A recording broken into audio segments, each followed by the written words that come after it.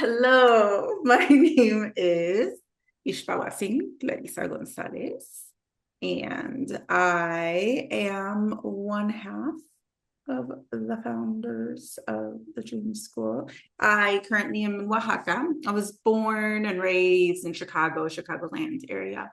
But a couple years ago, me and my family decided to come back to our motherland, Mexico, and we came to Oaxaca. That's where my husband's family is from to raise our little girl here. I do different types of work. Mainly, I'm focused on women's work, feminine health, feminine spirituality, and also focused on the Tolteca knowledge. Um, Supporting my duality in his classes and teaching some myself around the ancestral counts of time, a calendar, and dream work as well, which intersects with all of it. Dream work is womb work, as we will see. And there's a lot of dream work history in the Tolteca knowledge and practices. And so I'm excited to be diving into this new venture. Well, it's not new. I'm excited to be deepening into the work that you and I have been doing this year in a more formal way. Yeah, I'm excited too. Thank you for sharing. And my name is Christina Renee Willis, and I'm an astrologer who uses the sidereal zodiac. I am also a dream worker and a body worker, as I recently learned. I'm a farmer as well, a conservationist. I was born in San Diego, California, and currently reside in Phoenix, Arizona. So I have a deep, deep love for the Southwest.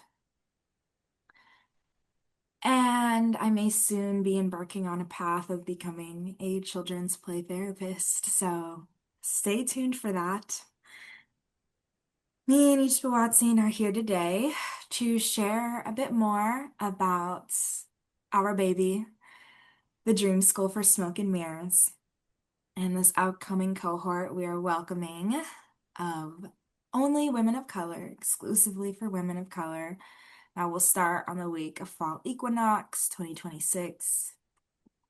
The Dream School of Smoke and Mirrors is something that was birthed 2 years ago, at the end of 2024, in a space that we're both in called the Holy Well, a school for women's sovereignty and health and liberation, where we started holding dream oracling circles for the first time.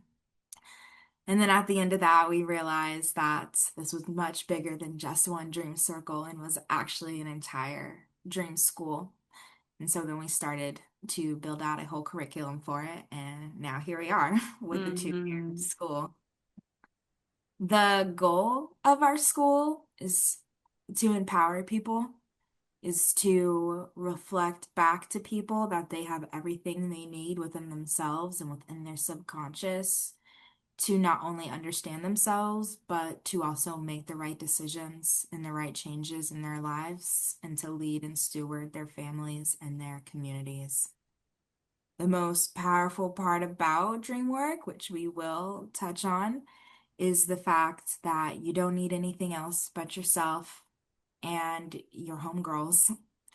All you need to do is actually nothing, is fall asleep, is be in the most restful and peaceful state you can be. And the loving energies of the universe and the dream realm will naturally come to you and give you all the knowledge that you need. And then you can go on and share that with the loving energies of your friends and your community. And they together with you can help you navigate and understand yourself and your path more.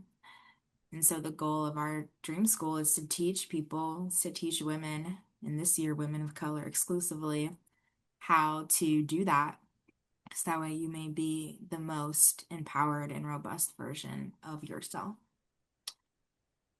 So part of our launch for this fall, we're going to have a series of short podcast episodes that we're going to release, just briefly detailing some core tenets of our philosophy and how we orient to dream school and the dream realm.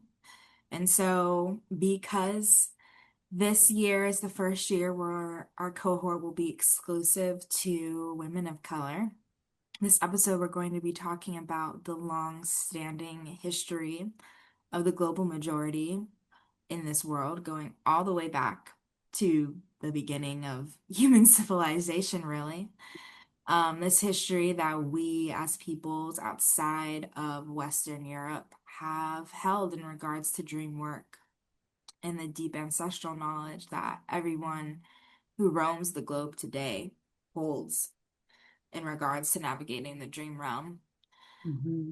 Some topics we're going to get into in this episode are the dream temples of ancient Egypt and Sudan, Indigenous peoples of West Africa and the dream practices of the women there, dream temples in Asia and of the Indigenous Americas, as well as moon lodges too in the Indigenous Americas, and how the Indigenous peoples of Turtle Island wove in dream work with womb work. And of course, we're going to even take it to a more recent point in history, American enslavement, and talk about Harriet Tubman and how she too used dream work to get us all free. So, yeah, I think I'll hand it off back to Ixpahuatzin. Hmm. Thank you for bringing us in. Yeah, I think this has been something this year focusing on women of color, women of the global majority, folks who are often told that they're from a marginalized or minority community is going to be really important because it helps us. We're going to have an opportunity to have more like frank conversations with each other about how dream work is crucial in any revolutionary process and the role of dreams in revolution, in renaissance, in um, wanting to be intentional co-creators of the new world, of a new system or society that we want to build that's better for ourselves and for our communities, because we see clearly how this system, this world is failing. And luckily now we've gotten luckily, quote unquote, we've gotten to the point where more folks um, see that there's a need and a change. But sometimes I think dream work can feel to some folks like it is fluffy or new agey or not an actual vital necessity, right? But instead, when we really look into dream work from a psychological perspective, from a historical perspective, we realize dream work is not fluffy, it's extremely serious and has been taken so seriously throughout history that it even determined wars, right? Dream work is not new agey, it's ancient. It's ancient, it's an ancient system of decision making with something bigger and wiser than just yourself, right? And it is something that is absolutely necessary if we want to tap in to inspired vision, to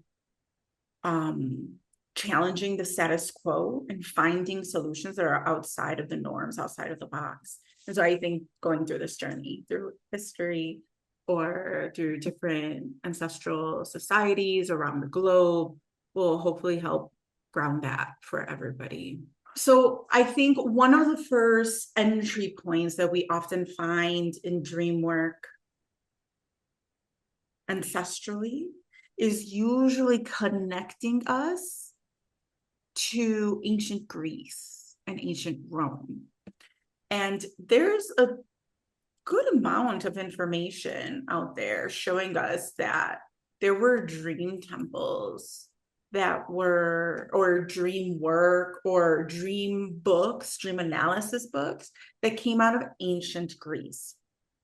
But what's really important for everyone to understand is that the great thinkers of ancient Greece were actually going to Egypt to study. They were studying in the Egyptian mystery schools, Egyptian Kemetic mystery schools, right? They were learning with Kemetic wise people, and they were learning from the really long history of wisdom building and keeping that was happening in that area that we call Egypt, Kemet, but also extended down into what today we call Sudan, Tasati.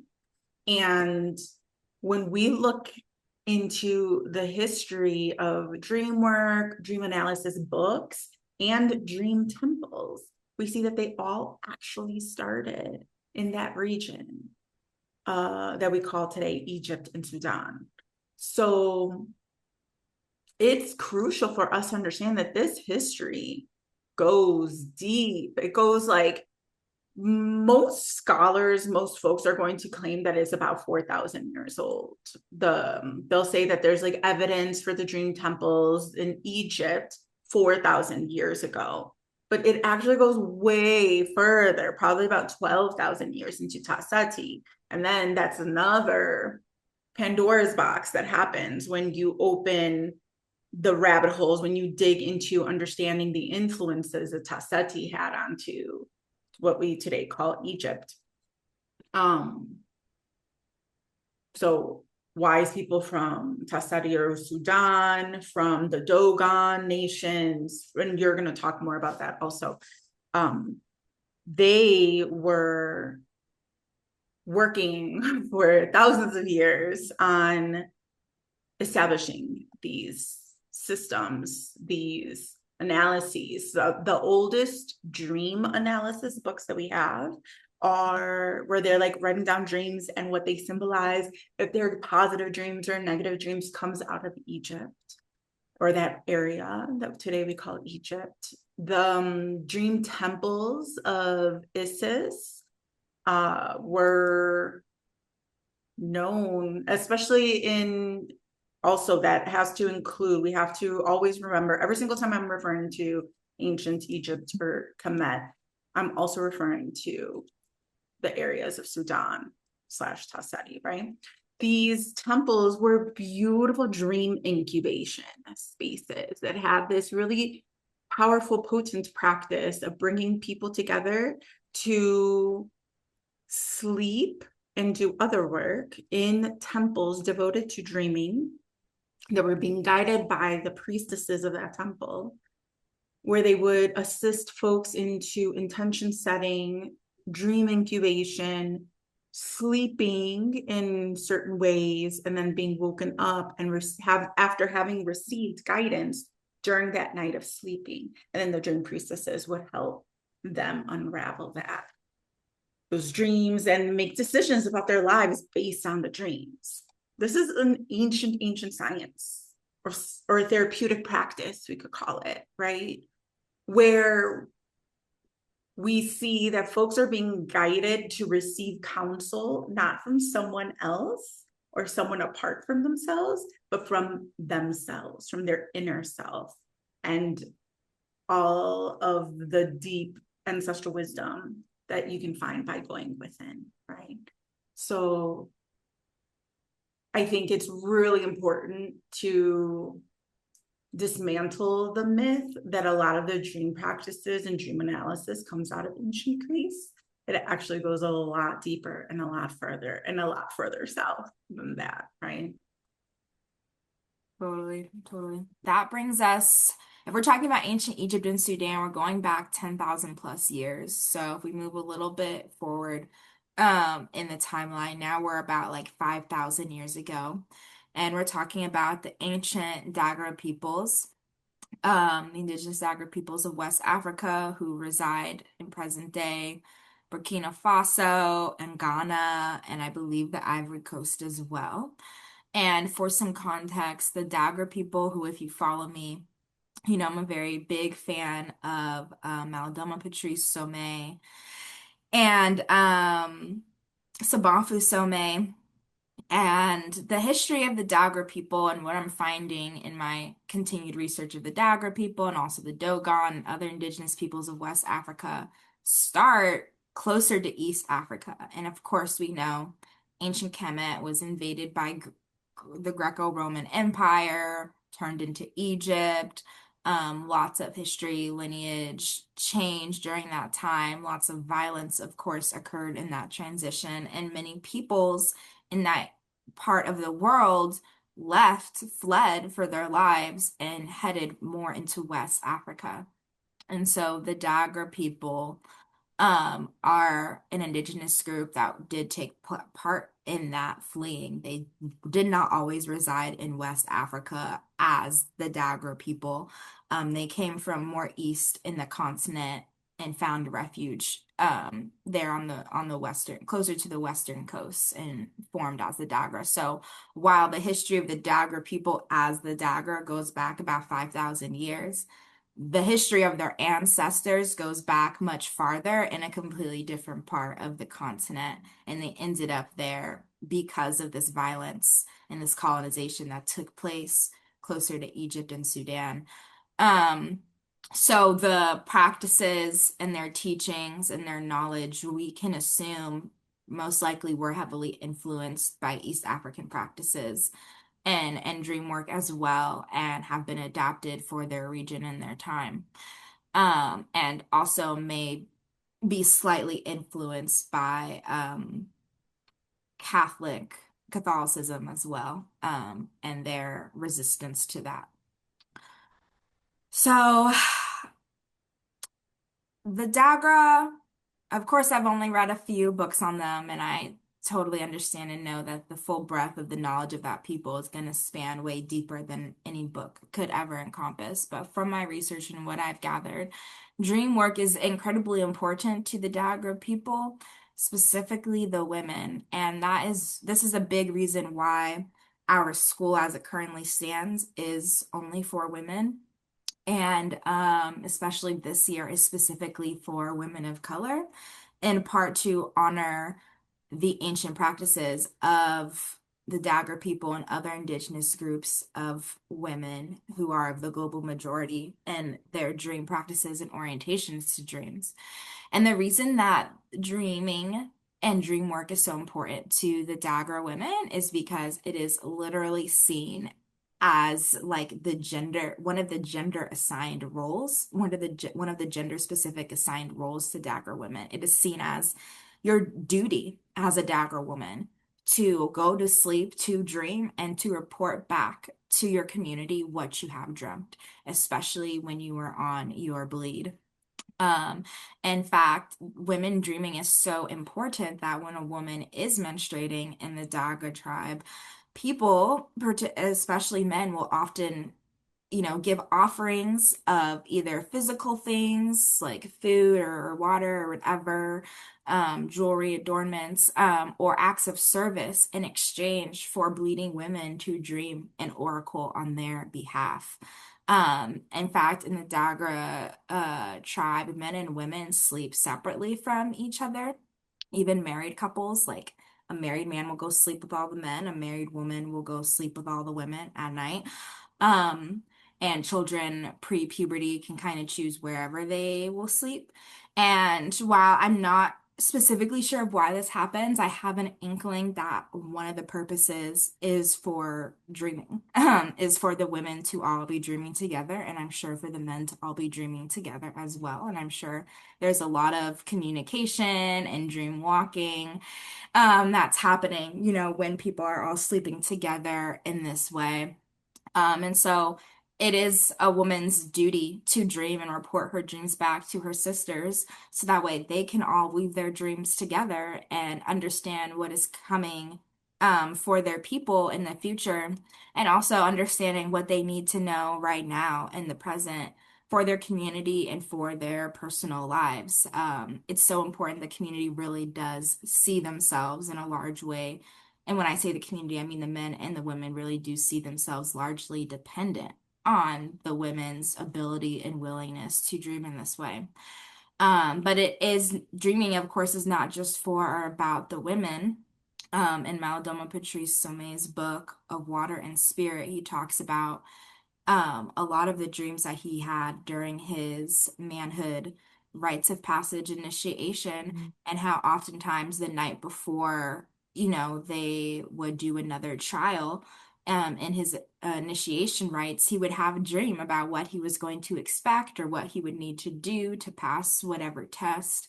Um, so dreams are very important to Indigenous peoples all over, but of course, especially to Indigenous peoples of West Africa. So, especially if you are of any ethnicity listening to this, like, we know the birthplace of humanity is Africa. Everyone can trace their lineage back to Africa in some way. So, dreaming and dream work is everyone's birthright, but especially if you are a Black woman or a woman who can trace her lineage back to Africa more recently, this is your duty. This is your duty. You don't have to do anything, but you do have to sleep. And therefore, you do have to dream.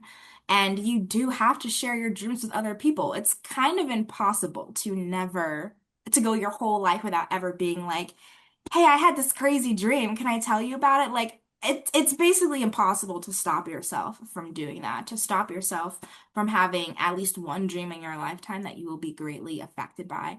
And that is because it's not only our birthright, but it is our duty, particularly as African descendant women, to dream and to share our dreams. So much so that, again, we go even farther forward into the timeline of history and we reach American enslavement.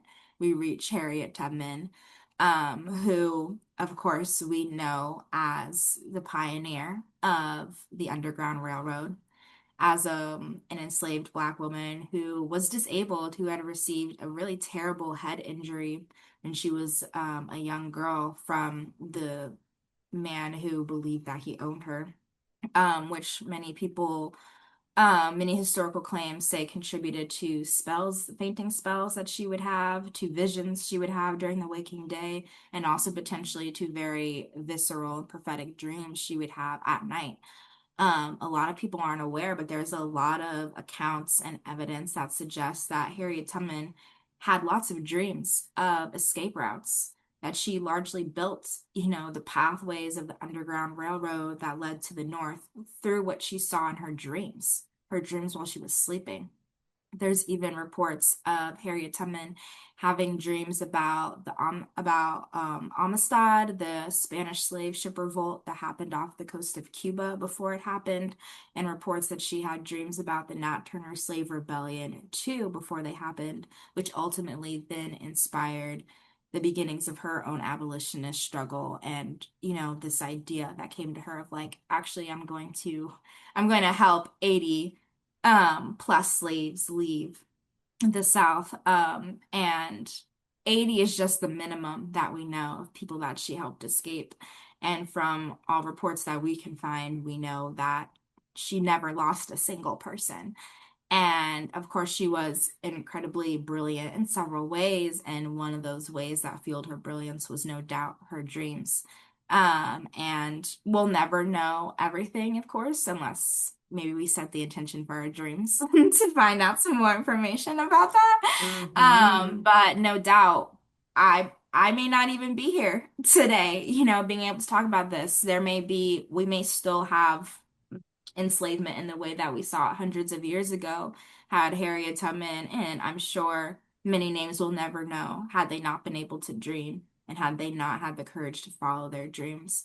So, dreaming is incredibly important to our freedom and liberation. If not the most important thing, dreaming literally and also being able to dream metaphorically as well.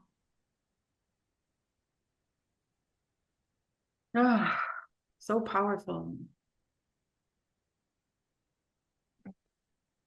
It's wild to think how much of an impact a dream can have. And we have so many examples that we're going to talk about later on just in our short span of working together the last couple years. how many times somebody has dreamed something that had such ripple effects on their own lives or people around them. But imagine taking your dreams so seriously, trusting your vision so much, and probably also because there was so much at stake for Harriet Tubman, that she like liberated not only herself, but people around her from trusting herself, trusting the dreams, trusting the guidance of the dreams. That's one thing that we talk about in our classes, is like, it's one thing to finally learn how to listen, but it's another thing to not just listen, but take action on the guidance of your dreams, right? But we'll talk more about that later. But it's just so impressive to me every single time I hear folks talking about Harriet Tubman. It's, I think, humbling also. Like, that is how potent our dreams can be. So do not take the messages lightly. So humbling and radical when you really think about the fact that enslaved people were working 14-hour plus days. Like they didn't even have a lot of time to actually sleep. And probably more often than not, the quality of sleep they got was terrible. Yeah. So somehow she's barely sleeping at night and still getting dreams like this. Yeah, exactly. Yeah. It's powerful, powerful. And we see, like, this is one example of, and also though, we need to remember she did not tap into that power in a vacuum. I bet you, like, I 99.9% believe there were wise elders in her community who had been advising her ever since she was little. We listen to dreams. This is how we respond to dreams. These are the practices of our people in listening to the dreams and understanding the symbols of our dreams and where it's taking us. Because I doubt most of her dreams were literal, right? That's not how dreams work. The dreams are symbolic. So she learned at some point to A, listen and pay attention to her dreams, and B, learn how to interpret her dreams. And probably, who knows, even had some elaborate practices of dream work that the people brought with them. Absolutely. Absolutely. Yeah.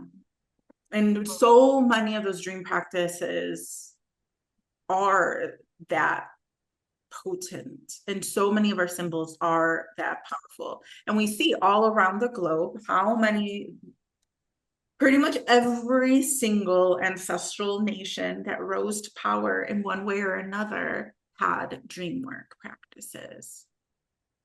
And I bet you the powers at be today also do. They're just not sharing it with the masses, with the majority of votes.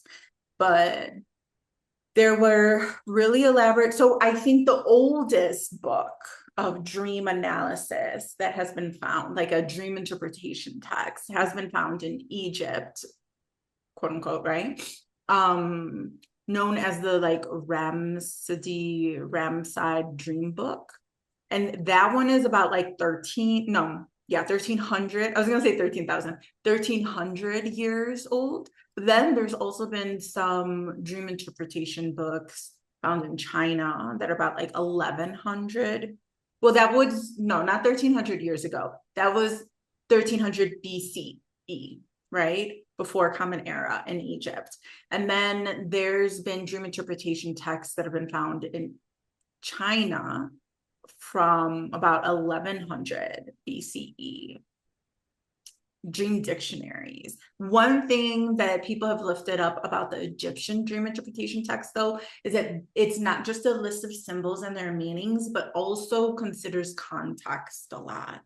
That's what makes it really unique. Like, you can dream about the same symbol, but if it's in this context, it's positive, and if it's in this context, it's negative, right? Or has a more quote unquote negative connotation.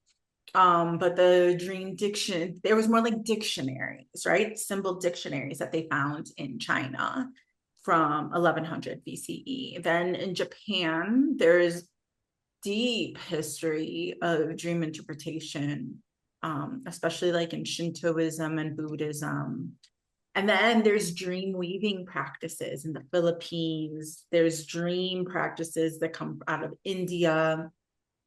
But then also there's a lot of dream practices that come out of the Americas, quote unquote, ancient Anuak, right? And Northern Native nations as well, that are really elaborate, really elaborate. Today, you'll find some folks teaching different types of dream disciplines that are considered quote unquote Mesoamerican. And there's different sources, different roots to it, but there is no doubt that dream work and the dream realm, so to speak, was a crucial part of life throughout the Americas, especially in the Mesoamerican area that I know more about, right, from Mexico. Well, today we call Mexico. There were a lot of Tolteca lineage practices, Zapoteco lineage practices, Purepecha lineage practices, and more that were devoted to going into the dream realm intentionally. So what today we would call dream incubation. There were some temples that were devoted to the Mictlan, which is the dream realm.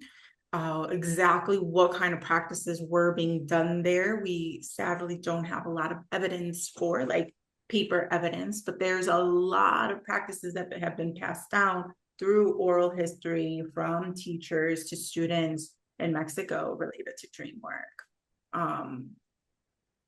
There's even in the ancestral texts that we call codexes, and a couple of them, there's pages devoted to the dream realm.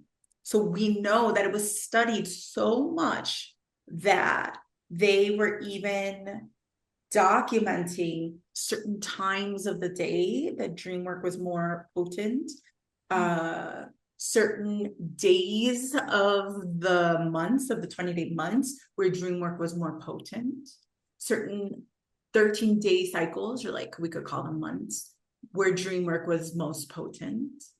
And they definitely had this very reverential approach to Mictlan Tecuhtli and Mictlan Siwa, which are the masculine and feminine guiding essences of the Mictlan.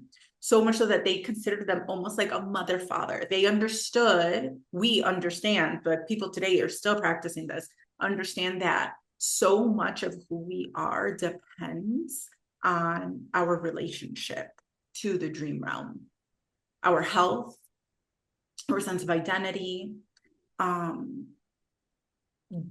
decisions that need to be made. So walking our path with intention, with consciousness, with purpose is dependent on entering into the dream realm intentionally every night.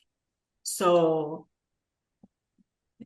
sadly, lots of those ancestral texts were burned, and the main symbol that they used for the dream realm looks like a skeleton. So I'm sure any book that had a skeleton on it was one of the first ones that were burned, right? Because it was said that they were constantly burning books when they arrived here, the colonizers.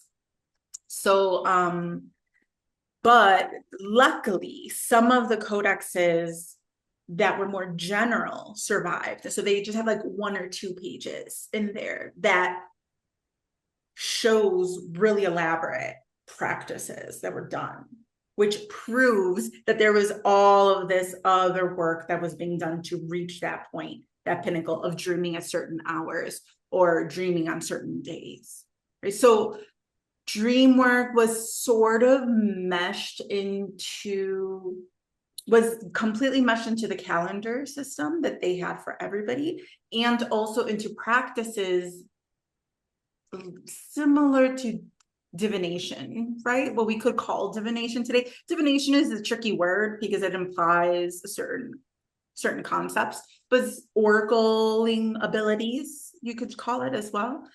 And a lot of leaders were said to have made decisions based on the things that they had seen. And some folks were said to have, well, like Moctezuma, one of the last big leaders of Mexico Tenochtitlan, what we call today Mexico City, he was said to have received the visions of knowing that there were going to be Spanish colonizers arriving. They had these practices that a lot of the leaders, rulers, people of high preparation would go and do, which was going into darkness for like 4 or 5 days, usually in caves. So it would be similar to sensory deprivation tanks nowadays, right? So they would go in, because a lot of the deep caves, there's no sound at all. So they would go into the darkness, into lack of sound.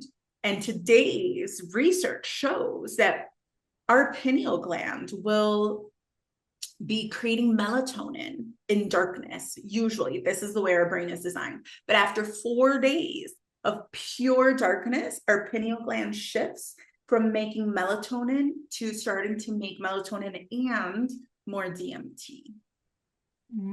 So we get like tiny little bursts of DMT every single night when we sleep. Very, very, very tiny. Not as much as somebody who's using it as a drug would be taking, right? Very tiny bursts.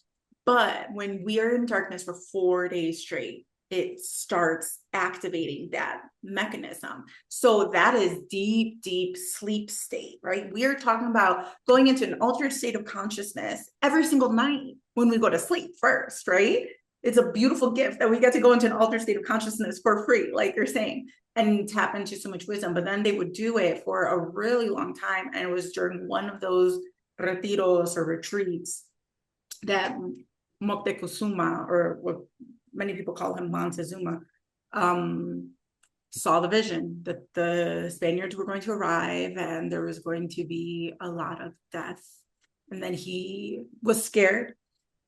So he went and he asked one elder to also look into the Tonalpoali, into the calendar system that shows you cycles of time, right? So it could be used as an oracling tool. And they confirmed. And then he did not want to believe it. So he went to another elder and asked them, what do you think? This is what I'm saying. And they confirmed. And so then he went off into a cave again.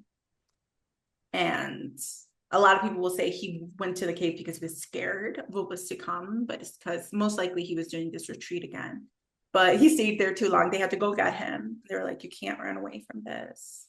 If it's happening, there's some things that are just almost meant to happen. Like there's not quite anything that we can do to stop those chains of events, but we just need to prepare. And so he came back out knowing fully well that he was going to die and the era of his people were going to be over. But at least he had been prepared through his dream work, oracling work, visionary work, right? Like that's how powerful our dream work can be. And it doesn't necessarily mean that we can always change something, but we can definitely prepare ourselves, right? We might not be able to change like historic level chains of events, but we can prepare ourselves, our family, to move through it as fluidly as possible. And then in Northern Native nations, and also but especially in Northern Native First Nations, there's a big, deep practice of moon lodges, and where folks who have wombs, when they were on their periods, when they were in their moon time, would go into moon lodges. And the expectation was that while they were in the moon lodges, they would be dreaming. And any dreams that they received during their time were taken very seriously. And when they would emerge from the moon lodges, they would report back to the leaders of the community many times, especially if the one in the moon lodge was one of the leaders of the community. Their dreams were taken very, very seriously, because it was considered that when a woman was on her moon time, she was like closest to the spirit realm and able to see beyond the veil much more easily. And so could receive messages for herself. She was expected to be dreaming not just for herself, but for her people and her community as well. So there's deep practices, deep history